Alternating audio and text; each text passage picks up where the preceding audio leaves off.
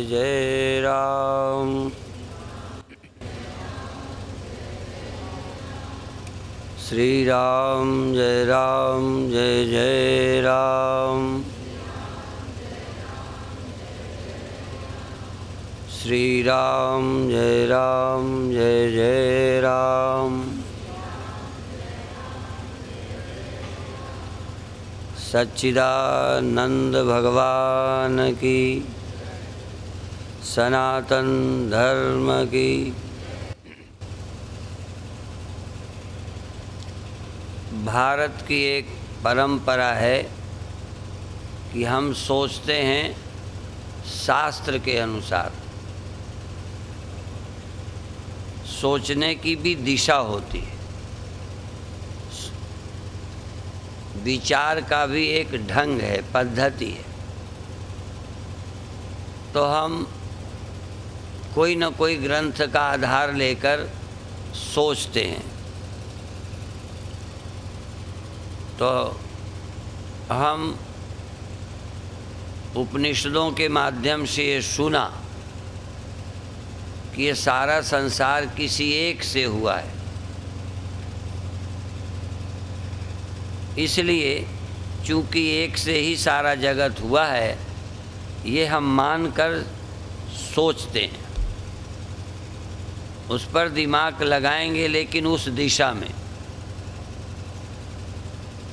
यह सारा जगत एक से हुआ है, उसी एक में ठहरा है, जीवित है, और उसी में लय को प्राप्त होता है। इसलिए जिसमें एक का लय होता है, उसी में सब का लय होता है। जिससे एक हुआ है, उसी से सब हुए हैं। ये इस आधार से सोचना शुरू होता है। उसी उदाहरण में ये है कि जैसे एक मिट्टी से सब हुआ है नहीं बोलते। जैसे एक मिट्टी से अनेकों घड़े हुए हैं, जैसे एक ही मिट्टी से अनेक घड़े हुए हैं, तो सब घड़ों में वही एक रहता है। उस एक से कोई घड़ा अलग नहीं रहता। तो इसी तरह से यह सब जगत, वहाँ तो एक जाति की चीज़ें ली गईं, जैसे एक मिट्टी से अनेकों घड़े, एक लोहे से क्या हुआ, सारे औजार। एक लोहे से आपकी दीवार नहीं बनी, एक लोहे से आपका घड़ा नहीं बना, एक लोहे से सब औजार बने। इसी तरह से एक सोने से अनेक सोने के गहने बने। माने एक जाति की सब चीज़ें किसी एक सत्य से बनी हैं। पर यह जगत अनेक तरह का है, अनेक गुण स्वभाव वाला है, पर एक ही से हुआ है। तो यदि एक के सत्य को हम खोज लें तो सबका सत्य मिल जाएगा। इसीलिए एक मंत्र ये भी है कि एक के जान लेने पर वह कौन सी विद्या है जिससे एक को जान लेने पर सब कुछ जान लिया जाता है। फिर सब वही हैं, ये समझ आ जाएगा। तो यदि हम एक लोहे के बर्तन को या औजार को समझ लें तो बाकी औजार भी उसी से बने हैं, और जो इस औजार में सच्चा है वही दूसरे औजारों में सच्चा है। तो दो मंत्र हुए। एक तो ये, यथा एकेन लोहमणिना सर्वम लोहमयम विज्ञातग्वम स्याद् वाचारमणम विकारो लोहमित्येव सत्यम। जैसे एक लोह से बने हुए सारे बर्तन लोहे के ही हैं, लोहा ही हैं, लोहमित्येव सत्यम, सत्य लोहा ही है। और जितने नाम हैं वो जितने औजार के नाम हैं, नाम ही मात्र हैं। असल में वस्तु एक ही सत्य है। लौहमित्येव सत्यम वाचारम्भणम विकारः। जबान से कहने भर के लिए हंसिया है, दराता है, खुरपी है, चाकू है, कतरनी है, कहने मात्र को वो है तो एक। ये जब हम शुरू में सुनते थे तो हमारी बुद्धि में आता था भी कैंची तो है, चाकू तो है, तो वो तो ग्रंथ भी कहता है कि कहने भर को कैंची है, चाकू है, हथियार है, हथौड़ा है, शरिया है, सत्य तो लोहा ही है। तो जबान से कहने के लिए और चीज़ें हैं, पर है एक। तो ये बात तो समझ में भी आ गई। दिन में हमने चर्चा की थी कि ये कैसे समझें कि कुत्ता है, गधा है, शुअर है, मनुष्य है, इन सब में एक ही सत्य है। तर्क से तो समझ लिया, लोहे को हमने तर्क से ही नहीं, अनुभव भी है हमें।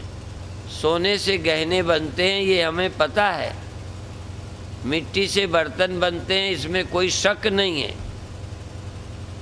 पर इस उदाहरण से और मंत्र से ये हमें समझना है कि ऐसे ही सब संसार एक से बना है। अन्य सभी धर्मों में घुमा फिरा कर ये बातें मिलती हैं। गुरुओं ने भी ये कहा, एक नूर ते सब जग उपजा। एक नूर से सारा जगत हुआ है, एक प्रकाश से, अर्थात एक चेतन से सब हुआ है। सुषुप्ति भी चेतन में रहती है, स्वप्न भी चेतन में रहते हैं, जागृत भी चेतन में रहता है। इसी तरह एक ही नहीं, सारे प्राणियों के जागृत स्वप्न सुषुप्ति एक से ही हुए हैं। यदि यहाँ का हम ढूंढ लें कि ये किससे हुए हैं, तो सब उसी से हुए हैं, ये समझ में आ जाएगा। फिर हम सबको क्या जाने। जब हमें उपयोग करना होगा तो नाम का भी, इसलिए नाम रूप और उसका उपयोग, नाम अलग है, रूप अलग है और उसका उपयोग अलग है। जहाँ काम क्या सुई करे, कहा करे तलवार। जो काम सुई करेगी वो काम तलवार नहीं करती।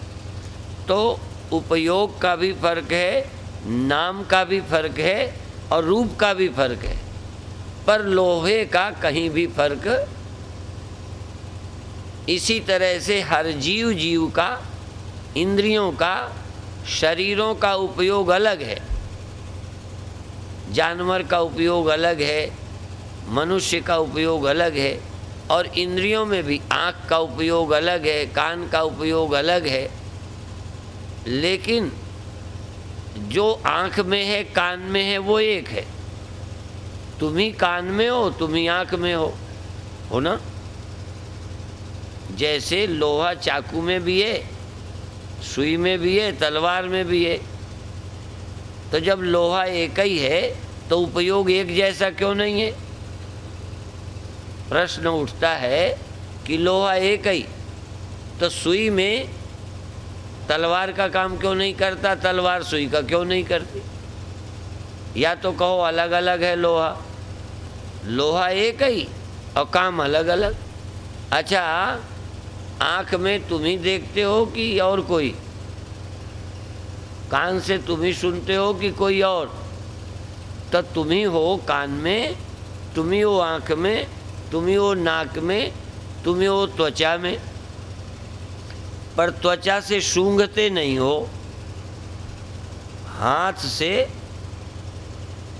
सुगंध नहीं आती, नाक से आती है। आँख से दिखता है, सुनाई नहीं देता, कान से सुनाई देता है, दिखाई नहीं देता। तो तुम ही एक होते हुए अलग अलग ढंग का उपयोग हो जाता है।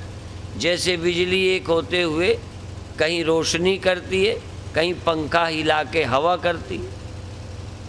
तो बिजली दो हैं। ऐसे ही सारे संसार में क्रिया शक्ति भी आत्मा के कारण, ज्ञान शक्ति भी आत्मा के कारण, सत्यता भी आत्मा के कारण। आत्मा में 3 शक्तियां हैं, आत्मा ही सत्य रूप से दिखती है। ये जो है, इनका हैपना सत्य का है। फिर समझ लें हैपना कैसे। जैसे मिट्टी का हैपना है, पर मिट्टी का हैपना जिसमें होगा वो भी है लगेगा। जैसे मिट्टी का हैपना घड़े में है तो घड़ा है लगता है कि नहीं लगता है। घड़ा का हैपना शकोरे में है तो शकोरा कैसा लगता है कि नहीं है लगता है। नहीं तो तुम पागल हो क्या जो है कहते हो। माने हैपना जिसमें भी होगा वो कैसा लगेगा, है। साथ साथ सोचते जाओ कोई उदाहरण लेकर। कोई भी हम बर्तन ले आए उसे है कहोगे कि नहीं है कहोगे, और उसमें बर्तन का हैपना है या कोई और चीज़ का हैपना है। तो सब जगत में जो हैपना है, भगवान सत्य है, ब्रह्म सत्य है। ये तो सुना है ना कि ब्रह्म सत्य। तो चूंकि ब्रह्म सत्य है इसलिए ये जो है लगते हैं इनमें हैपना ब्रह्म का है। और जितने चेतन लगते हैं, आँख, कान, नाक, त्वचा, मन, ये लगते हैं जैसे चेतन हैं। इनमें चैतन्यपना भी चेतन आत्मा का है, इनका नहीं है आँखों का। आँखों में देखनापना आँखों का नहीं है। जरा घड़े से मिट्टी का हैपना निकाल लो, फिर घड़ा देखो, तुमको 1 लाख दूंगा। घड़े में हैपना घड़े का नहीं, मिट्टी का। गहनों में हैपना सोने का। औजारों में हैपना तो है कोई, लगता है कोई। इसलिए ब्रह्म का हैपना जगत में है।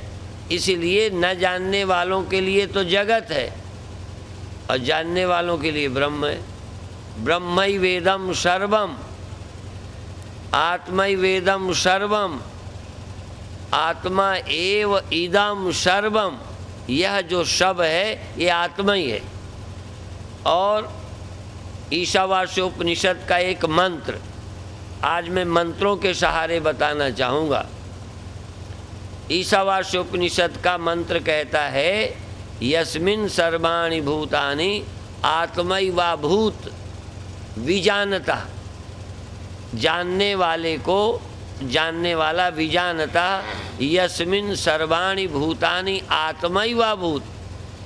जानने वाले के लिए, ये जिस जानने वाले को, जिस ज्ञानी आदमी को, जिस समझ सूझ वाले को, जिस सजग चैतन्यता के प्रति जागृत व्यक्ति को, यस्मिन् सर्वाणि भूतानि आत्मैवा भूत, जहाँ सब प्राणी आत्मा ही हो गए हैं।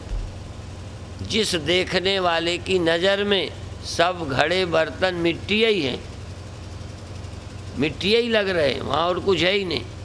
जिस ज्ञानी के लिए सारे औजार लोहा ही है, ऐसे ही जिस ज्ञानी को जिस अवस्था में विजानता, यस्मिन् सर्वाणि भूतानि, सर्वाणि भूतानि आत्मा एव आभूत, आत्मा ही हो गए हैं, आत्मा के अलावा कुछ बचे ही नहीं। आत्मा ही वा भूत विजानता तत्र कह मोह कह शोक एकत्वम अनुपश्यता। उस सब में एकत्व, एक को देखने वाले को कहाँ मोह कहाँ शोक। शोक तब होता है जब मेरा कोई मर जाए, ना रहे, चला जाए। कहाँ शोक कहाँ मोह। मोह क्या है? जो है वो नजर आता है, जो नहीं है वो नहीं है। साफ समझ गया क्या है क्या नहीं है। तो कहाँ शोक कहाँ मोह, उसको कहाँ मोह है, अज्ञान कहाँ है, कौन है और शोक नहीं। तत्र कहाँ मोह कहाँ शोक। और कौन मर गया जिसके लिए शोक करे, क्या चला गया जो रोवे। क्योंकि एक के सिवा और कोई सत्य है नहीं, सत्य मरता नहीं, ये साफ पता है। और जो मरता दिखता था वो है ही नहीं। ऐसा ज्ञान। अब ये व्यवहारिक नहीं है, फिर समझ लो, ये केवल निष्ठा के लिए है, व्यवहारिक नहीं है। क्योंकि व्यवहार में फिर कहोगे सुई और तलवार। जब भी आप काम करने चलोगे, क्योंकि आत्मा तो अव्यवहारी है, ब्रह्म अव्यवहारी है, नाम रूप व्यवहारी है। तो जब उपयोग करोगे तो सुई नाम के वस्तु को, सुई नाम के आकार को दूसरे काम में लोगे, तलवार नाम के आकार और नाम को दूसरे काम में लोगे।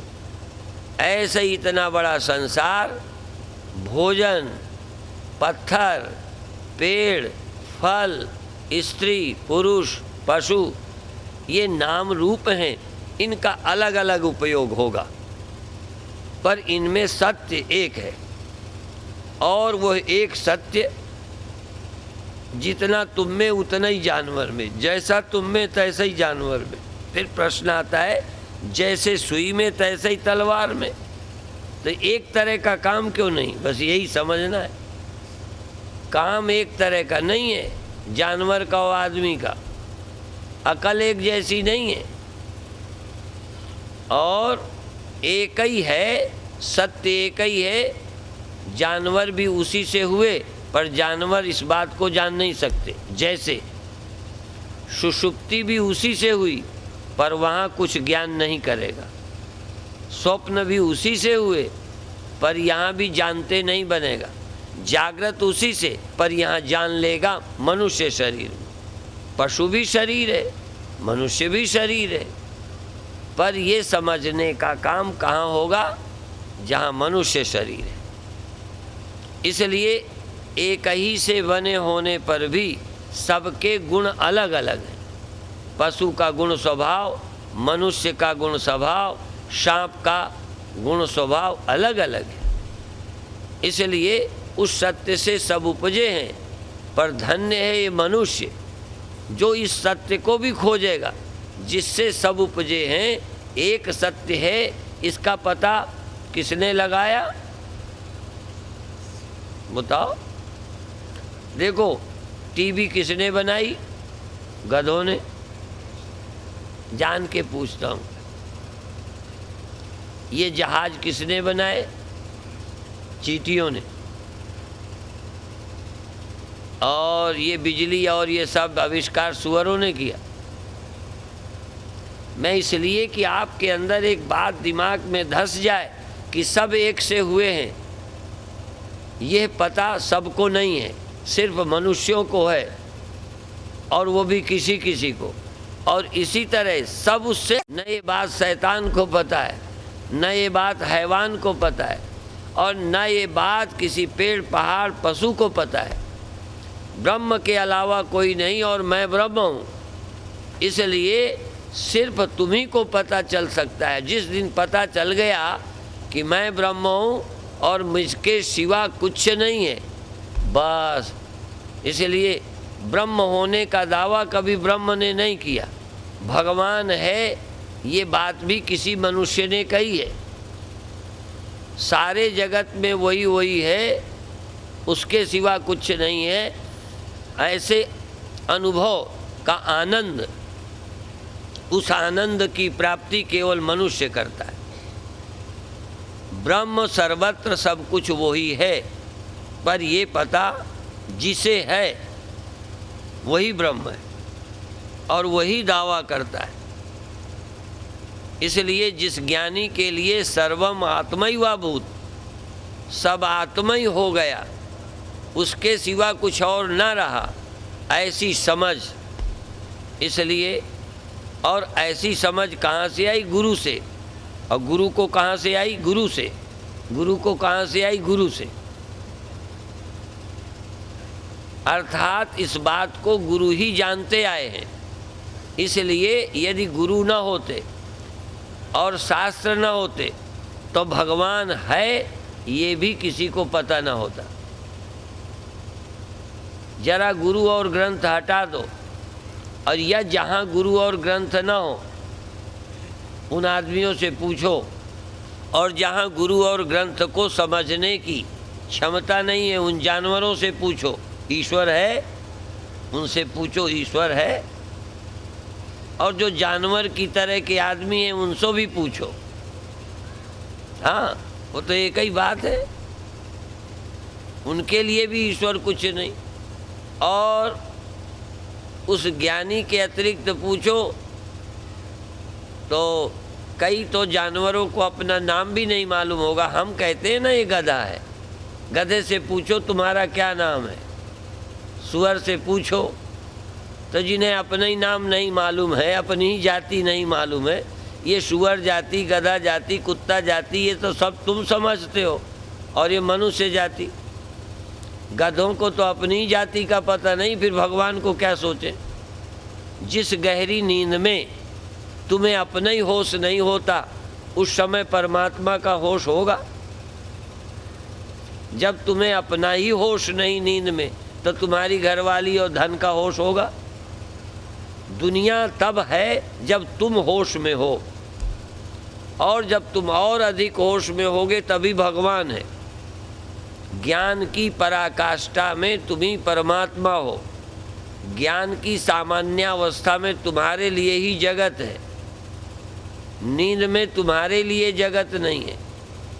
जैसे पेड़ के लिए खुद पेड़ ही नहीं है, हमारे लिए पेड़ है, हमारे लिए ज़मीन है, हमारे लिए सड़क है, हमारे लिए ज़मीन है। ज़मीन से पूछो तुम हो, सड़क से पूछना, अपने मकान से पूछ लो, पूछो है वो बोलेगा ही नहीं, जवाब ही नहीं, होश ही नहीं। तो जो खुद ही होश में नहीं है उसके लिए भगवान कहाँ, संसार कहाँ। थोड़ा थोड़ा जी रहे हैं जानवर, तो वो देखते होंगे तुम कुछ हो, ये कुछ है, ये चारा है, ये पानी है, पी रहे हैं, नाम नहीं जानते पर पानी पीते हैं। अच्छा, गधों को पानी नाम आता होगा? अच्छा, वो उर्दू पढ़े हैं कि संस्कृत की, हिंदी की, अंग्रेजी?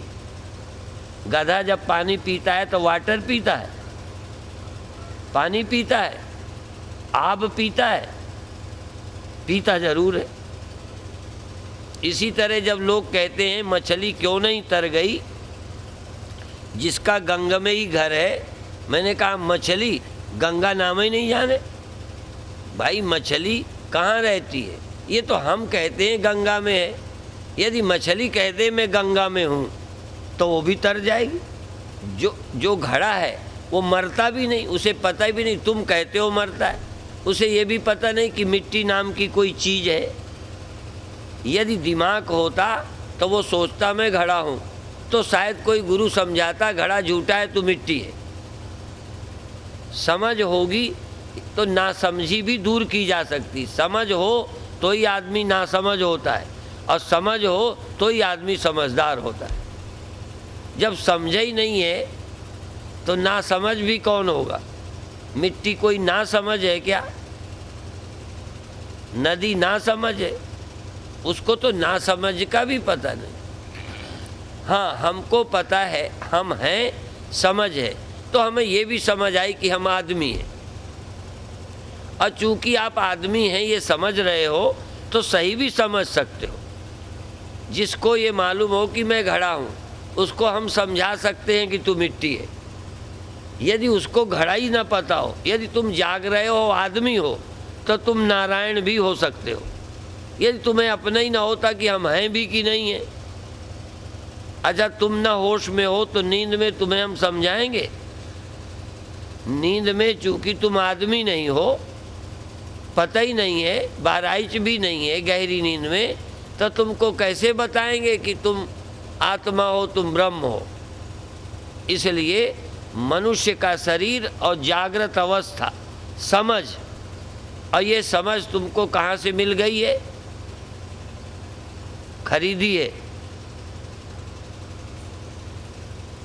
जानवर को समझ न देने वाला, मनुष्य को समझ देने वाला, पेड़ों को जड़ रखने वाला, सोया रखने वाला, पशुओं को थोड़ा चल फिर के जाग के खाने पीने वाला, और मनुष्य को बसें बनाने वाला, जहाज़ बनाने वाला, कुआं खोदने वाला, टीवी के रिसर्च करने वाला, कंप्यूटर बनाने वाला और ब्रह्म को ढूंढने वाला, तो हम और गधा बराबर हैं? तो एक तरफ हम गधों से अच्छे हैं, एक तरफ हम जीव जंतुओं से विलक्षण हैं, और इतने विलक्षण हो कि ये भी समझो विशेषता को, और ये भी समझो कि हम सब कुछ हैं, हमसे अलग कुछ नहीं। एक तरफ सब जीव जंतु हम ही, लेकिन कब? जब तुम ब्रह्म समझ जाओ तब। और जब तक ब्रह्म नहीं तब तक तुम आदमी हो, तुम जानवर नहीं हो, तुम आदमी हो, तुम पेड़ नहीं हो, तब तक तुम ये हो ये नहीं हो। हम सबसे अलग हैं, और इस अलग होने की विशेषता के कारण ही हम सत्य को खोज सकते हैं। यदि हम जानवर से भिन्न ना होते तो हम भी कभी परमात्मा को नहीं खोजते। जरूर विशेषता है। अभी अभी जैसे फिर याद करो कि सुई की अपनी खूबी है, चाकू की अपनी है, तलवार की अपनी है, हर गहने की अपनी एक खूबी है। कार में लगने वाले हर पुर्जे का अपना एक विलक्षण सामर्थ्य है, वो ना हो तो कार बिगड़ जाए। इसी तरह से इस शरीर में अनेकों पुर्जे हैं, इसमें एक अकल नाम का भी, बुद्धि नाम का भी पुर्जा है। इस बुद्धि के कारण ही और थोड़ा इंद्रियों के कारण हम यही समझ रहे हैं कि ये हम हैं। लेकिन भले ये समझ अभी व्यवहार की है, इसलिए ये भी नासमझ नहीं है, ये व्यवहारिक समझ है। जैसे हम बाजार जाएं और हमको टोपी लानी है, कुर्ता लाना है, पैजामा लाना है, तो ये समझ होनी चाहिए ना कि कपड़ा ही समझ के ले आओगे चाहे कुछ। अच्छा, हम टोपी मंगाएं, पैजामा मंगाएं और तुम थान ले आओ, तो एक समझ है व्यवहार की, उसमें भी समझना जरूरी है। नहीं तो तुम बाजार जाओ, मंगाएं कुछ, ले आओ कुछ, कह दो सब एक ही तो है। नहीं समझ में आई? हमको कपड़ा सीना है, सुई मंगाई और तुम ले आए खुरपी कि लोहा ही तो है, तुम्ही ने तो बताया था कि सब एक ही है। तो व्यवहार में एकता करोगे तो व्यवहार बिगड़ेगा। इसलिए व्यवहार में जिसका जो नाम है वैसे ही उपयोग करो, वो भी समझ है। इसीलिए दो विद्याएं हैं, परा और अपरा, दोनों विद्याएं हैं, परा विद्या और अपरा विद्या, व्यवहारिक विद्या और पारमार्थिक विद्या। अलग अलग वस्तुओं का ज्ञान, ये बिजली है, ये पानी है, ये मिट्टी है, ये सोना है, ये चांदी है, और सब चीज़ें जानो। ज्योतिष भी एक विद्या है, इतिहास भी एक विद्या है, भूगोल भी एक विद्या है, और होम साइंस, ग्रह विज्ञान, भोजन विज्ञान, ये सब विज्ञान है। ये अज्ञान नहीं है, ये विज्ञान है। पर ये व्यवहारिक ज्ञान है, ये मुक्ति देने वाला ज्ञान नहीं। विद्या या विमुक्त है, विद्या क्या है? जिससे मुक्ति मिलती है। अब ये एक बात है, जिससे मुक्ति मिल जाए वो विद्या, जिससे व्यवहार चल जाए वो अपरा विद्या या अविद्या। दो नाम है, अविद्या भी, अर्थात ये भी ज्ञान है। भूख लगी, भोजन है, सुगंध दुर्गंध है, जवानी बुढ़ापा है, और प्रजनन का ज्ञान है, खाने का ज्ञान है, सोना है, कहाँ सोना है, किससे क्या रिलेशन है, ये सब ज्ञान है। पर ये ज्ञान संसार चलाने का है, व्यवहार चलाने का है। पर यदि तुम्हें मुक्त होना है तो दूसरा ज्ञान भी चाहिए कि ब्रह्मैवेदं सर्वम एकमेवा द्वितीयं ब्रह्म मृत्तिकेत्येव सत्यम। बर्तन बनावटी है, मिट्टी सत्य है। पर यदि काम करना हो तुम्हारे घर मेहमान आ जाएं तो भेद ज्ञान नहीं है। मेहमान आ गए, उनका कहाँ ठहरे, कहीं घड़े पे ठहरा दो, घड़ा भी मिट्टी है ना। अच्छा मकान मकान है ना, चलो सब मकान है, सब तुम्हारा ही मकान है, एक ही जैसा है। तो अपने घर में आए मेहमान को लेट्रिन में भोजन कराने बिठाओ। अच्छा चलो ये चीज़ अच्छी नहीं लगेगी, मेहमान को बुरा लगेगा, असल में मेहमान हैं, पूज्य हैं, आदरणीय, ऐसा करो। उनको शौच लगे तो कहो किचन में ही कर लो, भोजनालय में आराम से कहो करिए, महान आदमी हो। इतनी एकता अच्छी है ना, ये समता। व्यवहार में वस्तु जैसी बनाई है उसका इस्तेमाल ही वहाँ करना चाहिए। शौचालय में उसी का इस्तेमाल करो, उपयोग करो। भोजनालय का, उसमें बेडरूम में आराम करने का, नहीं समझे? कुर्सी सोने के लिए नहीं है, बैठने के लिए। तो संसार व्यवहार है और व्यवहार में उनका उसी तरह इस्तेमाल करो। पर जब गहरी नींद में गए वहाँ कोई व्यवहार नहीं है। इसी तरह जब मैं तत्व में गया, विचार किया, तो मुझे एक मिट्टी के सिवा कोई बर्तन नहीं मिला, एक लोहे के सिवा कोई औजार नहीं मिला, एक सोने के सिवा कोई गहना नहीं मिला, और ब्रह्म के सिवा संसार नहीं मिला। ये है। तो ब्रह्म दृष्टि भी हो, किसके लिए फिर बता दूं, किसके लिए? जन्म मरण मृत्यु के भ्रम को तोड़ने के लिए एक सत्य का ज्ञान। इसलिए विद्या या विमुक्त है। विद्या वो है जिससे आदमी मुक्त हो जाता है, व्यवहार उससे है जिससे काम चल जाता है।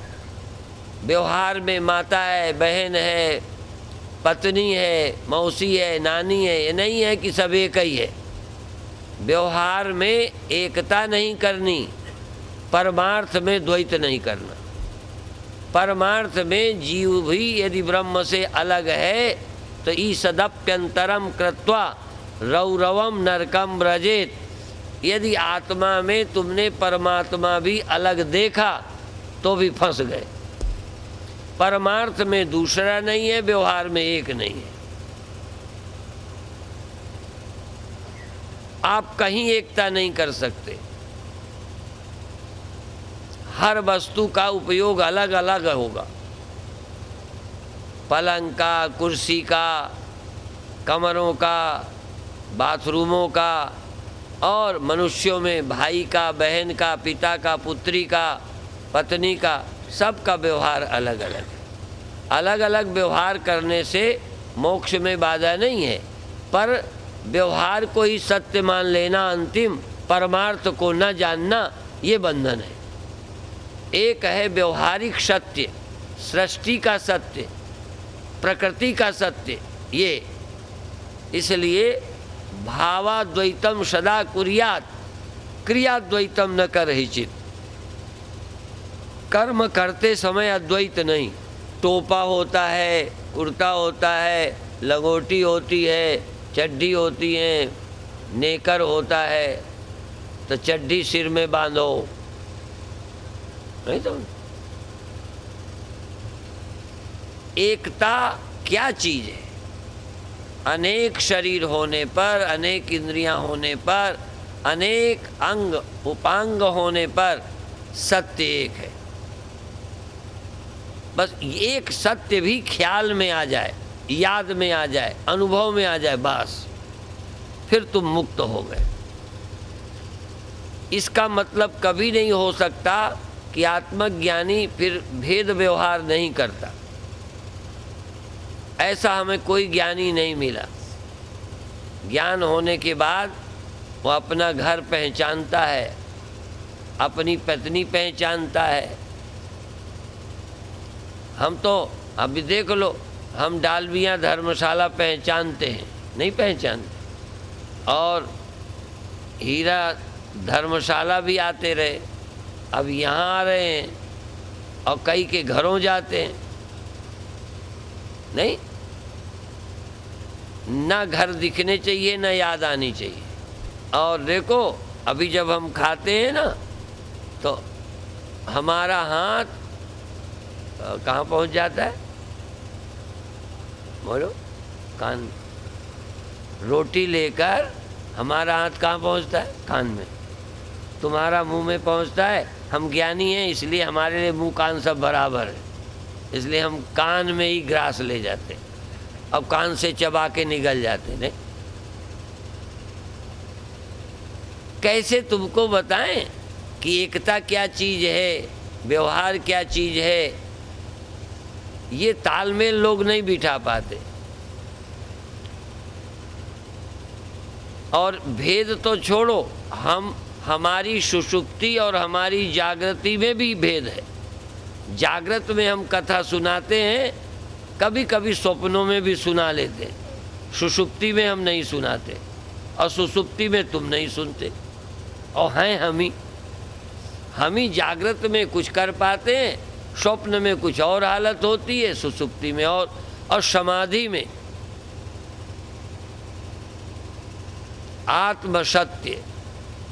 समाधि में मेरे सिवा आत्मा ही वेदम सर्वम, आत्मा के सिवा कुछ नहीं। मैं, कोई विषय नहीं, कोई इंद्रियां नहीं, कोई मन नहीं, कोई और नहीं। इसीलिए कहा था मनस्य मनि भावे द्वैतम नहीं वो उपलब्धते। मन जब अमन हो जाता है, मन जब मन नहीं रहता तो कोई और नहीं रहता। मन के मन न रहने पर अर्थात आमन, सीधा अर्थ है उसका मन, आमन। मन जब माइनस हो गया आत्मा में, तो माइनस हो के देखो दो तरह की चीज़ें हैं। एक में माइनस कर दें, देखो ये है, इसमें से कुछ फूल माइनस कर दें तो माला छोटी हो जाएगी। नहीं समझ? कुछ माला के फूल हटा दिए, लो अब ये इससे माला से फूल माइनस कर दिए। ऐसे ही आपका परिवार आपसे माइनस कर दिया, धन आपका माइनस कर दिया, तो आप धनी न रहे। धन माइनस करें तो आप धनी न रहे, और शरीर माइनस कर दें तो शरीर लाश हो गया, तुम अलग हो गए। लेकिन कुछ चीज़ें माइनस करके अलग नहीं रखी जा सकती। ये देखो मैंने करा है, फिर ध्यान देंगे। ये देखो फूल हो गए, ये अलग हो गए, और पूरे अलग कर दें तो ये फूल हो गए, ये धागा हो गया, अलग हो गए। पर घड़े को मिट्टी से अलग करें तो ये घड़ा हो गया, ये मिट्टी हो गई। जानबूझकर आपके दिमाग में लाना चाहता हूँ कि कुछ चीज़ें हैं जिनको अलग किया जा सकता है, और कुछ को अलग करने का मतलब एक की मौत और एक रह गया। दो कहने के समय है समझाने में, लेकिन समझने के बाद दो नहीं है, एक सत्य है। पर अभी देखो, जीव शरीर को छोड़ देता है तो शरीर रह जाता है, जीवात्मा निकल जाती है। तुम्हारे घरों में कहीं जब हुआ होगा तो आपने एक को जलाया होगा, जीव उसको छोड़ गया। पर आत्मा या चेतन या ब्रह्म किसी को छोड़ नहीं सकता। जीव देह को छोड़ सकता है, पर ब्रह्म जीव को नहीं छोड़ सकता, या जीव ब्रह्म को नहीं छोड़ सकता। और छोड़ेगा तो दोनों होना चाहिए, वो दो होंगे नहीं। सूर्य को रिफ्लेक्शन छोड़ दे तो रिफ्लेक्शन होगा, बोलो। इसलिए दो तरह का वियोग होता है। एक होता है कि पति चला गया, पत्नी चली गई, बेटा चला गया, घर छूट गया। इसमें छूट गया दोनों बने रहे। आप घर छोड़ गए, बेच गए, वो घर अपनी जगह है, तुम और कहीं हो, दोनों हैं। खली से तेल निकाला, सरसों से खली अलग हो गई, तेल अलग हो गया। और हमने घड़े से मिट्टी निकाली तो एक घड़ा हो गया, धान से छिलका निकाला, एक छिलका हो गया, एक चावल हो गया, दो तो रहे ना, अलग अलग हो गए। पर यदि मन को और हम मन को अपने से अलग कर दें तो वो मन हो गया, ये हम हो गए। ऐसा कर दो तो हम जाने। इसलिए जब हम आत्मा से मन बुद्धि को अलग किया तो मन बुद्धि रहे ही नहीं, आत्मा रह गई। इसलिए वहाँ द्वैत नहीं है। ऐसा नहीं है कि हम मन से अलग हो गए, मन को अलग कर दिया, मन को छोड़ दिया। छोड़ कर दिखाओ जरा एक दिन मन को, तो धीरे धीरे चलने वाला, हिलने वाला या भागने वाली लहर गई और जल रह गया। ऐसे ही मन चला जाएगा, मन नहीं रहेगा, मन खो जाएगा। और मन के खोते ही दुख खो जाएगा, चिंता खो जाएगी और खो जाएगा, और कहीं कोई और नहीं होगा। इसलिए सबसे महत्व है मन का, तन का कोई खास महत्व नहीं है। ये मन ही तन अपना बना के बैठ जाता है, फिर ये छोड़ने का दुख मानता है। एक जगह है जहाँ हमसे कुछ अलग होता है, हमें लगता है अलग हो गया, और एक जगह तुमको जीते जी अलग लगता है। कितना प्यार हो तुम और हो, पत्नी और है, कितना प्यार हो तुम और हो, बेटा और है, तुम कितने अपना मानो तुम और हो, मकान और है, ये तुमको अलग लगते हैं। मन तुमको कभी अलग नहीं लगता। तुमको मन अलग मिल जाए वो भी भ्रम होगा यदि आपको लगे, नहीं तो आप देखोगे मन जागृत में आया तो तुम जगत में आ गए, मन स्वप्न में गया तुम स्वप्न में चले गए, मन नींद में गया तो तुम नींद में चल गए, और मन आत्मा में समा गया तो तुम रह गए। इसलिए मन ही महत्व का है जो कुछ है, और मन नहीं है ऐसा भी नहीं कह सकते, और मन सत्य है ये भी नहीं कह सकते। घड़ा नहीं है ये भी नहीं कह सकते, और घड़ा मिट्टी के समान दो सत्य हैं, दो सत्य कह सकते हो। ऐसे ही ये घड़ी है, एक ये घड़ी है, एक उनके पास है, ये भी सत्य है वो भी सत्य है। पर ये घड़ी और शीशा लगा दें तो एक ये घड़ी है, एक शीशे में है, तो वो तुम ले जाओ, हमसे 2-4 रुपया में ले जाओ। अरे चलो हम बहुत उदार है, तुम फ्री ले जाओ, 5 रुपया भी ना दो, ले जाओगे? क्यों? है नहीं, दिखती है नहीं। ऐसे ही सूर्य है, रिफ्लेक्शन है, चलो उजेले के लिए तुम रिफ्लेक्शन ले जाओ। और विशेष करके ले जाने का एक तरीका है, शीशा लिए जाओ, तो जहाँ जहाँ रोशनी होगी सूर्य होगा, रिफ्लेक्शन रहेगा। पर सूर्य से अलग ले जाओ, दूर ले जाओ, तो रिफ्लेक्शन होगा ही नहीं। जब भी होगा सूर्य के संपर्क में होगा। इसलिए रोशनी को माइनस कर दो, रिफ्लेक्शन को, तो सूर्य कितना कम जाएगा, और रिफ्लेक्शन को प्लस सूर्य के साथ कर दो तो कितना बढ़ जाएगा, और खूब बढ़ा दिखेगा। हजारों सूर्य हो जाएंगे, हजारों सूर्य हो जाएंगे, उनका प्रकाश होगा, चकाचौंध कर सकते हैं। पर यदि सूर्य से अलग किए जाएं तो फिर हजारों सूर्य हैं या एक। अच्छा, रिफ्लेक्शन है कि नहीं है? और यदि ऐसा हो तो दिन होगा तब कराएंगे, तुम्हारी आंख में ऐसे डालेंगे, पूछेंगे है कि नहीं, होगे है, तो है कहूँ तो है नहीं, तो नहीं कहो, कह नहीं कैसे करूँ जब है कहूँ तो है नहीं, नहीं कहूँ तो है नहीं के बीच में जो है सो है। ऐसे ही तुम नहीं हो, ये नहीं है, ये भी नहीं कह सकते। हैं फिर जाले कहाँ जाते हैं? यदि हैं तो गए कहाँ? वो कहाँ जाता है दूसरा वाला सूर्य? दूसरी वाली घड़ी कहाँ गई? अब वो चली गई। अच्छा चलो शीशा हटा दिया, तो वो वाली गई कि ये वाली? वो क्यों गई? कोई बेईमानी तो की नहीं, पक्षपात तो किया नहीं, जैसे है तैसे ही वो है, हमने शीशा हटा लिया। हमने बेईमानी की है, पक्षपात किया है, वो क्यों चली गई? क्योंकि वो नहीं है। बात समझ में आ रहा है ना?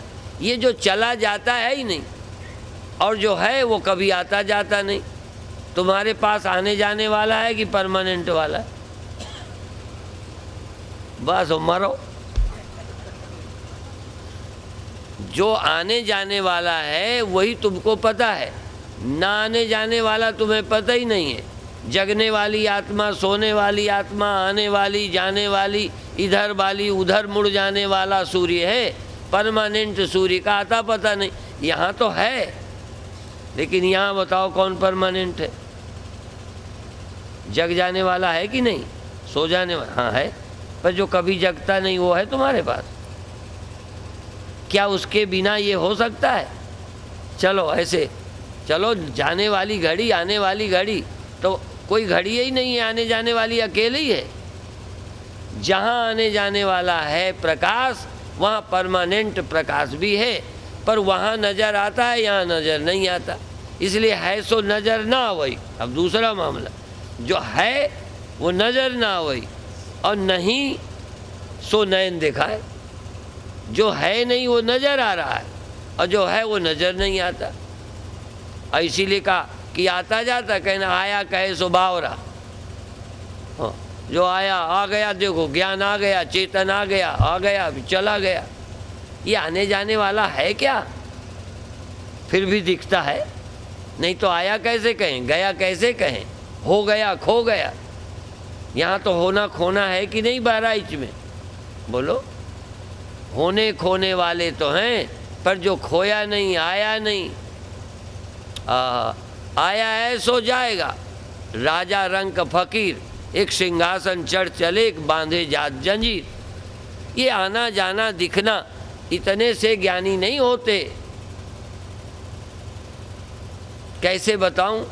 एक चिड़िया शीशे में देखती है, उधर चिड़िया चोंचे मारती है, फिर जब काम नहीं बना तो शीशे के पीछे झांकती है, फिर वहाँ भी नहीं दिखी, फिर ऐसे आती है। एक बार एक घर में दिल्ली में हमारा जलपान था, तो एक लड़का गोदरेज अलमारी के आगे आए शीशे के ऐसे, और फिर पीछे जाए। अब पीछे जाए तो वहाँ तो खुद ही हट गया, तो दिखे क्या? और दिख भी कैसे जाता? तो फिर ऐसे आए, फिर ऐसे जाए, चिड़िया की तरह। तो चिड़िया देखती है, ज्ञानी नहीं है। जो दिखाई देने वाले को मानकर, सच मानकर झांकती है, वो ज्ञानवान है। उधर कुछ है, देखती तो है, तो दिखता मनुष्य को भी है, पर मनुष्य उधर है ये नहीं देखता। वो देखता है मेरा ही मुंह है, मैं अपने ही मुंह को देख रहा हूँ, मेरा मुंह कैसा है। इधर तो आँख पहुँचती नहीं, आपकी तो पहुँच जाती है। आप तो अपनी आँखों से डायरेक्ट, अपने मुंह को डायरेक्ट तुमने देखा है? तो अपना मुंह डायरेक्ट देख लो तो 5 रुपया दूंगा, ज़्यादा तो नहीं दूंगा, 5 दूंगा। सचमुच 5 रुपया दूंगा। तुम तो यहाँ चढ़ाने वाले नहीं हो। ठीक समझ में आया? तुम अपना मुंह देखा हो अपनी आंखों से तो बताओ, और तुमने अपना मुंह ना देखा हो तो बताओ। अपना मुंह नहीं देखा होगा, अच्छा मेरा फोटो कैसे पहचान जाते हो? जिस स्वामी जी को कभी नहीं देखा हो उसका फोटो पहचान जाओगे?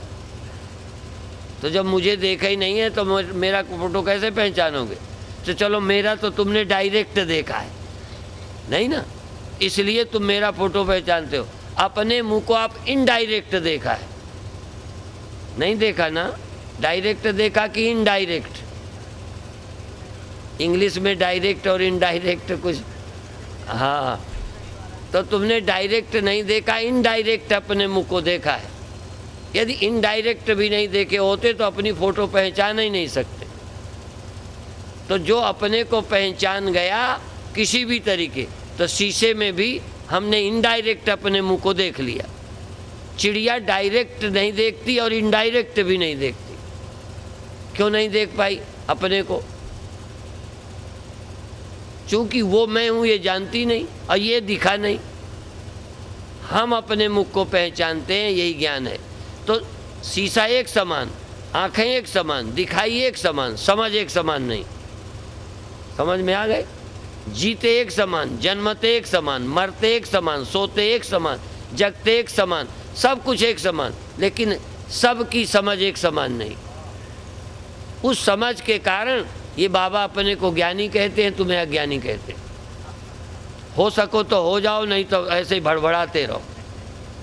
ना तुम जन्मोगे ना तुम मरोगे, पर देखोगे हम जन्मे, हम देखो आ गए, ये देखो हम चले गए। तुम चले गए कैसे देख लोगे यदि तुम चले जाओगे? इसलिए मैं कौन हूँ, यदि ये सोचो मैं कौन, मैं वो हूँ जिसके सामने ये सब होता है, सब खो जाता है, मैं ज्यों का त्यों रहता हूँ। यदि उस चिड़िया के जाने से, और बेवकूफ़ी बताऊँ, यदि शीशे के सामने वाली चिड़िया या शीशा हटा दें तो चिड़िया यदि माने मैं ख़त्म हो गई तो और मूर्ख, ख़त्म हो गई। यदि इस घड़ी के जाने से ये घड़ी चली जावे, नहीं समझ में आए। यदि आभास के जाने से साक्षी चला जाए, यदि रिफ्लेक्शन के जाने से सूर्य चला जाए, यह न जाए तो कम से कम मूर्ख सूर्य रोने ही लग जाए कि हाय मैं अभी था अब गायब हो गया। सूर्य गायब हो गया कि रिफ्लेक्शन? और ऐसे ही तुम हो मूर्ख सूर्य।